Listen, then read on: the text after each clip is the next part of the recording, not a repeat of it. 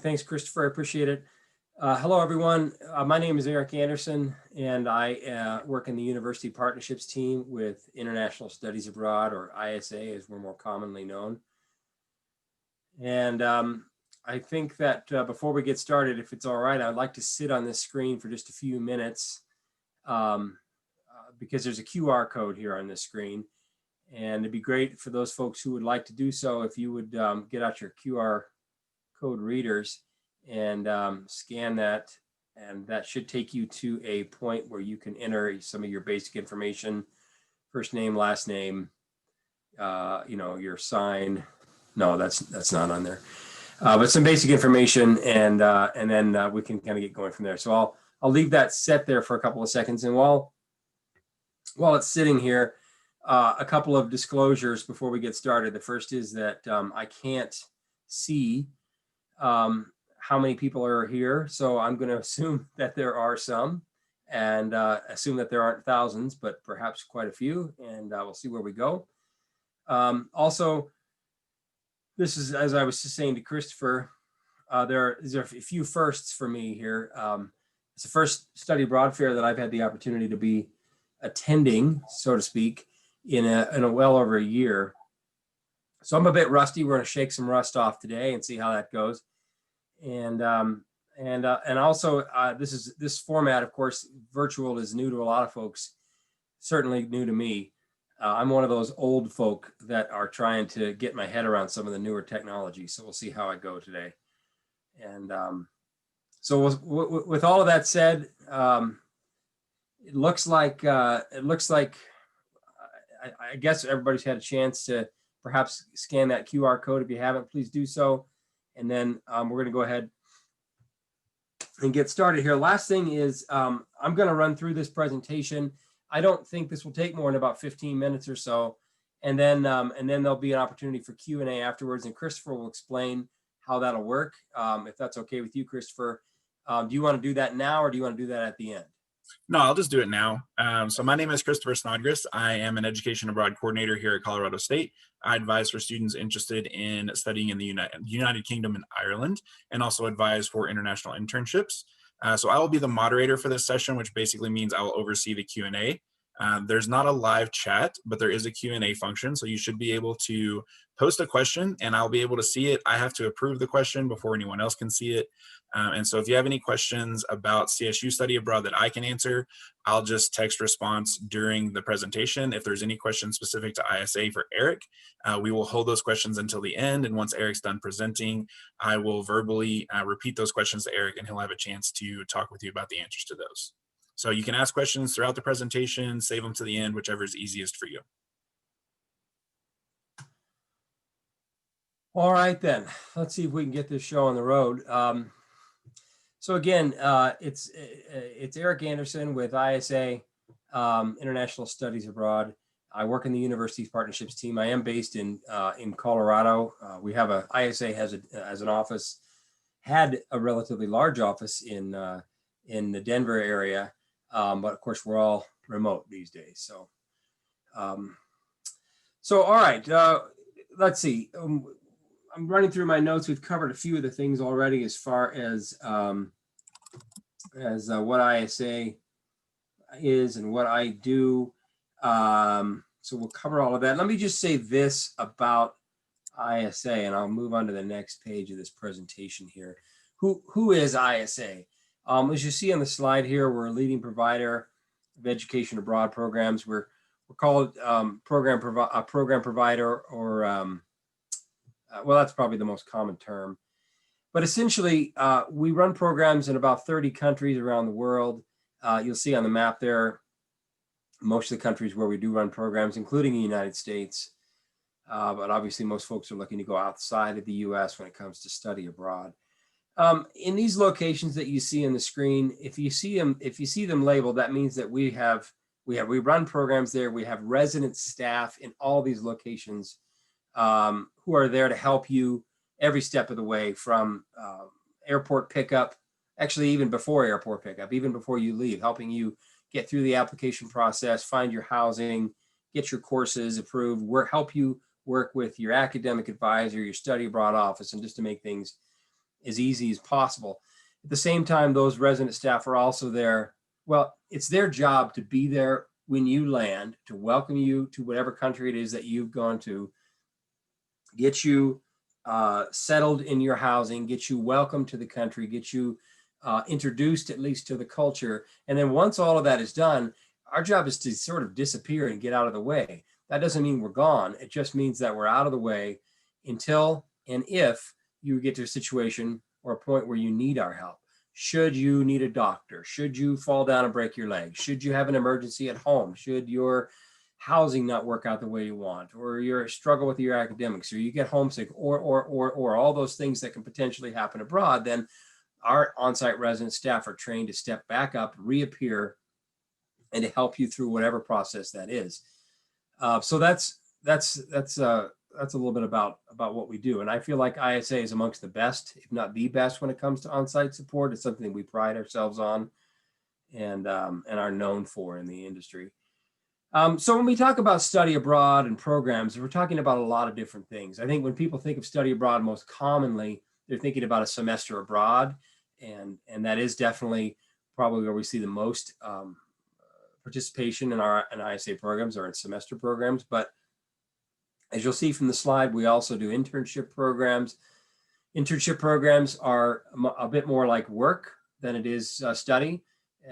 You're essentially working for free, actually, in an office. And we do these both virtually and in person. But you're working, getting hands-on experience in the field that hopefully you plan to go into once you graduate from college. And it's a bit of more of a 9 to 5, sort of 35 to 40 hours a week sort of an experience that typically tends to last 8 weeks. And those programs come with academic credit. Service learning is similar in some ways to internships. It's a much more of a focus on service, though, with an educational component. Again, credit is available, and there are various projects that you can find on our website where you can get involved if you're interested in a service learning experience. We do have research programs abroad, an awesome program called Euro Scholars, where you're essentially getting involved, completely immersed into an ongoing research program at one of 4, now I think it's 5 university destinations in Europe. We also have a Christian faith-based study abroad program called Veritas, if that's something you might be interested in, that's just a bit more focused on mission work with a mission mentor. So that's a little bit about some of the different programs that ISA offers. I did mention summer programs. We also do have summer programs, intensive language programs that run in January. So there's a variety, and those programs can be as short as 2 weeks and as long as, well, you could do a full year if you wanted to do that. So let's see what we do. Well, I've talked a little bit about some of that stuff, but we do guarantee housing in all of our destinations. We facilitate excursions and cultural activities through a model that we call the discovery model that focuses on a variety of different elements of study abroad. Our staff are dedicated to making this fun and exciting and educational all at once. It's our job to make, as it says in the slide, it's our job to do everything and to make it easy for you from the moment you decide all the way till the moment that you finish and return as an alum. Our staff are trained to anticipate things that might go wrong or anticipate things that might be hard or difficult, and then work in advance to make it easier for you so that you don't have to have the hassle or the anxiety or the frustration. You know, I always like to give the example of trying to go on your own to a program in Sydney where it's far distance-wise for miles, but it's also far time-wise because it's always the other side of the world, and so just getting a hold of folks is challenging. And again, we make that easy. So, as far as cultural excursions, a lot of times we get asked about that, and our excursions and cultural activities are both included in the program, and then we also offer some that tend to be more elaborate that might be for an additional cost. So they vary destination to destination, but we do offer a wide variety of cultural excursions, and you can find more information about that on our website, depending on the locations that you're looking at. Why do we do this? You know, everybody, all of the folks that work at ISA have had some sort of an international experience. Most have studied abroad. Some of them have studied abroad through ISA, but most have studied abroad somewhere or had some sort of an international experience. And so they're passionate about it. They believe they've seen it firsthand. They've experienced that change. I like to call it the aha moment, where suddenly, you can know in your mind, you can understand that a culture is different from our culture, but being immersed in it and having that moment where you suddenly realize, oh, wow, this is completely different. Even if it's an English speaking destination like Australia, you can have that experience where you suddenly realize, wow, this is different. And that can be uncomfortable. But boy, does it help you to grow and change. And it teaches you to become, more adaptive. So we all believe in that. I myself did not study abroad when I was in college, and might have missed the whole boat. But I had an opportunity after college to get involved in a cultural exchange program that led me to Europe.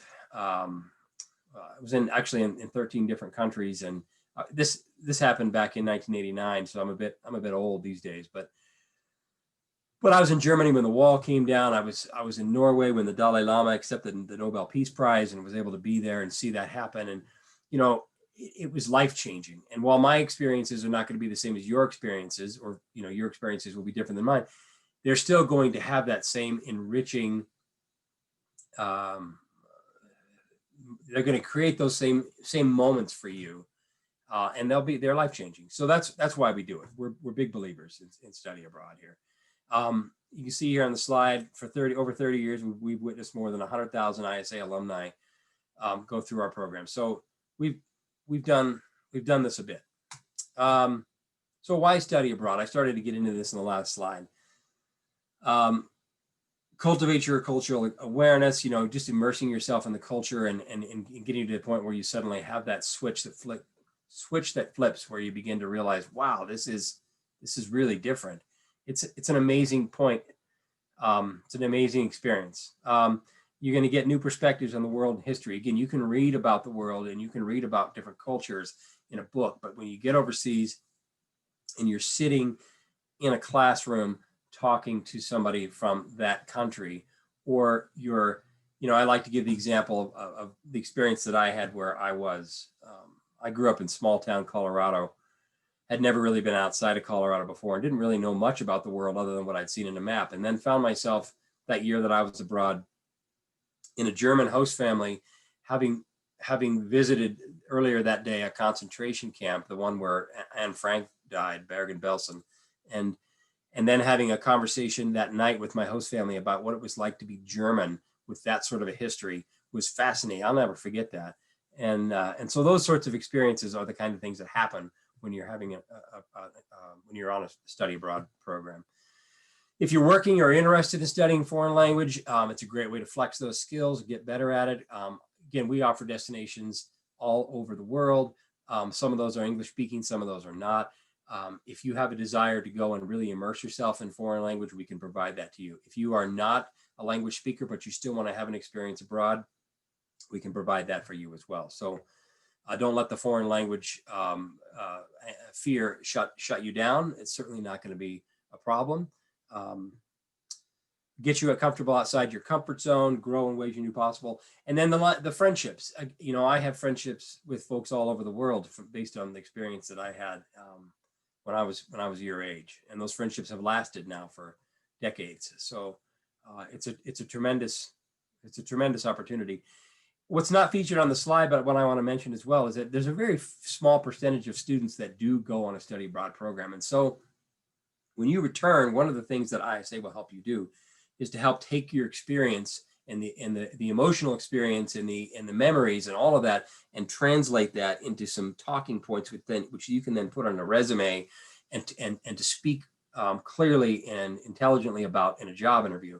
And it has the potential to set you above other folks who are also interviewing for the same job. Plus, it gives you some fantastic talking points. When you sit down in a job interview, sometimes they can be off-putting or nerve-wracking or whatever the right word is. And it's just nice to have something that is interesting to the person interviewing you and that you have a lot of comfort and experience in speaking about, and really a great way to sort of break the ice. I've found that to be the case with my international experiences time and time again. All right, so we'll keep moving here. So this next section is called Two Truths and a Lie. And this presentation is, this portion of the presentation rather, is designed with the idea that the participants would be able to engage, with me as I speak, but we don't have the option to do that here. So I'm just going to ask you each to think about this slide. You're probably familiar with the Two Truths and a Lie game, where you look at, the person makes a few statements, and then you have to decide which one is the lie. So just look at these three statements and give it a thought and see if you can figure out which one of these is the lie. The statements, many students don't have time to study abroad, is the first one. Only certain majors can study abroad is the second one. And you can't use financial aid to study abroad is the third one. So time, academic majors, and financial aid.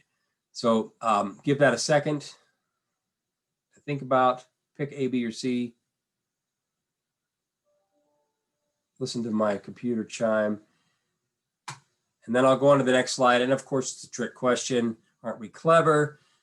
They're all lies. So what I'd like to do with the next few slides then is to talk about each one of these different points: time, academics, and financial aid, and see if I can debunk some of the concerns that you might have in some of those areas.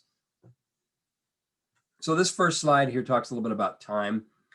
I've mentioned this earlier in the slide, but ISA does offer a variety of programs that can fit into just about anybody's schedule, whether you're starting your senior year and feel like you've missed the boat, whether you're an athlete and feel like you perhaps can't get away, whatever the concern may be as it relates to time, they're all valid concerns, don't get me wrong, but we have in the past been able to work around just about any time-related concern that I've ever seen come out.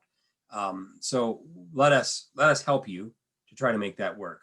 We offer short-term programs. I mentioned earlier that we have these intensive language programs that can run 2 or 3 weeks long. We have our internships that run 8 weeks, and our service learning programs that run 6 to 8 weeks. We have summer programs that are quite short in duration as well. And then we also, for those folks that are coming towards the end of their academic career and feeling like they may be running out of time, we also offer internships and internship placements that obviously, if it's after graduation, aren't going to contribute to your academic credit, but are still available as a great experience to put on your resume before you go out into the market and look for a job. And these programs, especially the short-term ones, can be budget friendly as well. So just keep that in mind. We have a major for every person. So as you'll see from the slide, we offer 855 programs, give or take. It's a lot of programs, a lot of opportunity. Whether you're an engineering major or wildlife biology major or an equine science major, or we're going to be able to get this to work for you, or at least we're going to find opportunity for you. So our program advisor teams know what programs are approved by your university. They'll be able to help work with you along with your study abroad office, Christopher, who's on the phone or on the call with us here, and others. We have some academic advising guides, and we also can help you with the efforts for the process for credit transfer. Again, a lot of that happens internally at Colorado State, but we certainly can help all along the way as well. And we do have a course matching spot on our website as well, a link for courses to help with course matching on our website. So I can perhaps share that after the presentation is over. I think we have the ability to do that. And then funding. If you already use financial aid or scholarships, it's possible that those words can help you as well. It says likely here. I prefer to use the word possible. Every school is different. Every situation is different. There are some hard and fast rules where you can't, but certainly we're going to do all that we can to help you with your financial aid if you want to be able to use financial aid. You'll see from the slide there that 50% of our students use financial aid to pay for their program abroad, and 75% of ISA students receive a grant or scholarship or discount or something like that. I believe the Colorado State University has a grant fund that ISA contributes to that then can be used for scholarships. So you want to talk to your study abroad office about that. And we do have some information, great information on our website about budgeting, how to use financial aid, including the financial aid calculation tool. And I can share that link, I believe, as well. I have it. If I can share it in this scenario, I'll try to do that as well. And finally, this is my last slide. Connect with us. Hopefully you were able to scan that QR code at the beginning of the presentation and we're able to enter your information. I can also share that link again if I need to at the end of the presentation. We want to help you. We want to help you make this work. Whatever the barriers may be, let us help you overcome those barriers and obstacles. If you think you can't do it, well, contact us and let's see if we can make it work for you. Our contact information is up there on the slide. I think I might leave it here and then I'll turn it back over to Christopher. And Christopher, what's the next step at this point as far as Q&A and that sort of thing go? Thank you, Eric. At this point, we do not have any questions. Okay. But absolutely, we have the ability, if you would like to unshare your presentation and share the ISA website and go through that, whatever you'd like to do with the remaining time would be great. All right. So let's see if I can do this without. Okay, look at that. All right. So I will see if I can share a couple of screens here. So this is, Christopher, can I share links or is it just the actual screens? Like, how does that work? So what I would recommend is you can share your screen and show your browser and walk students through the website. And then if you want to add in links to the presentation itself, we can send that out later. Okay, great. That sounds good. Again, pardon my lack of technical expertise. Let's see here. This is, if I'm doing it right, this is our course submission form. This we can help you through this this form find courses that are going to work well for you. So basically, in this situation, you can see the URL up here, and then you can use this form to submit the courses that you're looking for, and we'll help you match those. So that was the one that I wanted to show. And then if I just, are you seeing that screen, Christopher? Yes, I am. And I believe if you just click another tab, then it would show us that as well. Excellent. So do you see the new screen? Yes. Great. Thanks again. Sorry for my, so there's the URL again up here, and we'll see if we can share this afterwards. This is information on funding your program, more information on budgeting expenses. And then there is this financial aid calculation tool down here where you can enter in information about the cost of your program and how you want to be paying for it versus financial aid versus out of pocket. So that's a nice tool as well. So there's some good information here. And then I'm going to stop sharing because it's covering up my tabs. Well, those are the two primary ones that I wanted to share. I think, Christopher, and if we don't have any other questions, I might be done. Do you have questions for me?